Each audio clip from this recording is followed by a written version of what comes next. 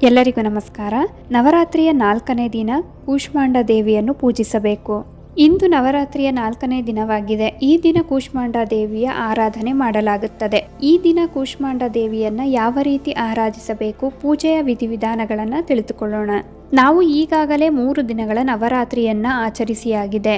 ಶೈಲಪುತ್ರಿ, ಬ್ರಹ್ಮಚಾರಿಣಿ ಹಾಗೂ ಚಂದ್ರಘಂಟಾ ದೇವಿಯನ್ನ ಆರಾಧನೆ ಮಾಡಿದ್ದೇವೆ. ಇಂದು ನವರಾತ್ರಿಯ 4ನೇ ದಿನವಾಗಿದೆ. ಈ ಪವಿತ್ರ ದಿನಗಳನ್ನು ಫಲಪ್ರದಗೊಳಿಸಲು ಅನೇಕ ರೀತಿಯನ್ನ ಪೂಜೆಯನ್ನ ಮಾಡಲಾಗುತ್ತದೆ. ಇನ್ನು ಹಬ್ಬದ ಸಮಯದಲ್ಲಿ ದೇವಿಯನ್ನು ಪೂಜಿಸುವುದು ತುಂಬಾ ಮುಖ್ಯ. ಆದರೆ ಎಲ್ಲವನ್ನೂ ಸರಿಯಾಗಿ ಮಾಡುವುದು ಸಹ ಅಷ್ಟೇ ಮುಖ್ಯ. ಪೂಜೆಯ ಕೆಲಸಗಳನ್ನು ಸರಿಯಾಗಿ ಮಾಡುವುದರಿಂದ ನಮ್ಮ ಮನೆಯಲ್ಲಿ ಸಂತೋಷ ಹಾಗೂ ಸಮೃದ್ಧಿ ಹೆಚ್ಚಾಗುತ್ತದೆ. ಕೂಷ್ಮಾಂಡ ದೇವಿಯು ವಿಶ್ವವನ್ನು ಸೃಷ್ಟಿಸಿದರು ಎಂದು ಹೇಳಲಾಗುತ್ತದೆ.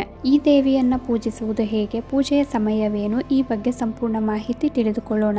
ಕೂಷ್ಮಾಂಡ ದೇವಿಯು 8 ಕೈಗಳನ್ನು ಹೊಂದಿದ್ದಾರೆ ಎಂದು ಹೇಳಲಾಗುತ್ತದೆ ಮತ್ತು ಆದ್ದರಿಂದ ಆಕೆಯನ್ನು ಅಷ್ಟಭುಜಾ ದೇವಿ ಎಂದು ಕರೆಯುತ್ತಾರೆ.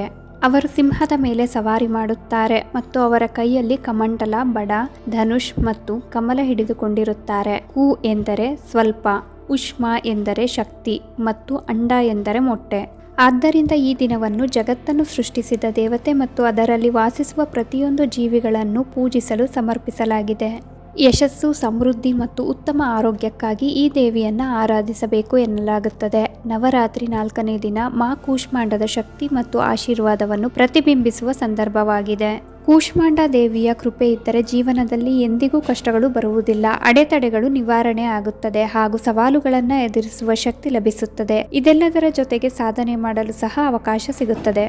ಅಲ್ಲದೆ ಈ ದೇವಿಯನ್ನು ಪೂಜಿಸುವುದರಿಂದ ಲಕ್ಷ್ಮೀ ದೇವಿಯು ಸಂತೋಷಗೊಂಡು ಆಶೀರ್ವಾದ ಮಾಡುತ್ತಾರೆ ಹಾಗೂ ಇದರಿಂದ ನಮ್ಮ ಸಂಪತ್ತು ಹಾಗೂ ಸಮೃದ್ಧಿ ಹೆಚ್ಚಾಗುತ್ತದೆ ಎನ್ನುವ ನಂಬಿಕೆ ಸಹ ಇದೆ. ಕೂಷ್ಮಾಂಡ ದೇವಿಯನ್ನು ಪೂಜಿಸುವ ಆಚರಣೆಯು ಬ್ರಹ್ಮಚಾರಿಣಿ ಮತ್ತು ಚಂದ್ರಘಂಟಾ ದೇವಿಯ ಪೂಜೆಯ ರೀತಿಯೇ ಇದ್ದು, ಈ ದೇವಿಯನ್ನ ಪೂಜೆ ಮಾಡಿದರೆ ನಮ್ಮ ಜೀವನದಲ್ಲಿ ಕೆಟ್ಟ ದಿನಗಳು ದೂರವಾಗುತ್ತದೆ.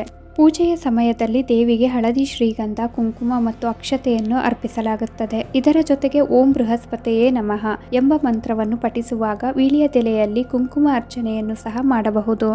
ಇದರ ಜೊತೆಗೆ ಓಂ ಕೂಷ್ಮಾಂಡಾಯೈ ನಮಃ ಮಂತ್ರದ ಒಂದು ಜಪಮಾಲೆಯನ್ನು ಪಠಿಸುವುದು ಮತ್ತು ದುರ್ಗಾ ಸಪ್ತಶತಿ ಅಥವಾ ಸಿದ್ಧಕುಂಜಿಕಾ ಸ್ತೋತ್ರವನ್ನು ಪಠಿಸುವುದು ಸಹ ಅನೇಕ ಒಳ್ಳೆಯ ಫಲಗಳನ್ನು ನೀಡುತ್ತದೆ.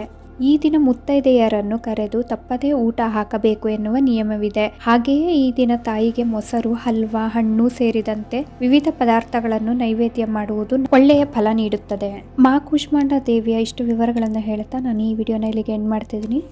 ಈ ಮಾಹಿತಿ ನಿಮ್ಗೆ ಇಷ್ಟ ಆದರೆ ದಯವಿಟ್ಟು ನಮ್ಮ ಚಾನಲ್ಗೆ ಸಬ್ಸ್ಕ್ರೈಬ್ ಆಗಿ, ಲೈಕ್ ಮಾಡಿ, ಶೇರ್ ಮಾಡಿ, ಹಾಗೆ ಕಮೆಂಟ್ ಮಾಡಿ. ಓಂ ಕೂಷ್ಮಾಂಡ ದೇವಿಯೈ ನಮಃ. ಸರ್ವಮಂಗಳ ಮಾಂಗಲ್ಯೆ ಶಿವೆ ಸರ್ವಾರ್ಥ ಸಾಧಿಕೆ ಶರಣ್ಯೆ ತ್ರ್ಯಂಬಕೆ ಗೌರಿ ನಾರಾಯಣಿ ನಮೋಸ್ತುತೆ.